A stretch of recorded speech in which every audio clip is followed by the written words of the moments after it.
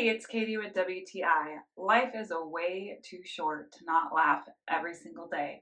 That's why I love having this YJ Premium's bathroom art right here in our guest bathroom. I love how these actually look like a beautiful Renaissance portrait, and then you look a little closer and you realize they are plugging their noses. I can't look at these without getting a smile on my face.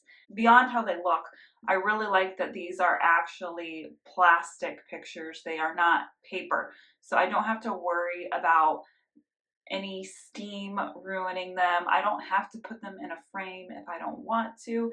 And they are so easy to wipe down, whether they get dust or something else on them. They do come with their own wall stickers so that you can stick them up and put them up however you want. Now, obviously, this type of art is not for everybody, but if it's the type that's for you, then you are going to be so impressed with the quality and you are going to love them. And that's my point of view.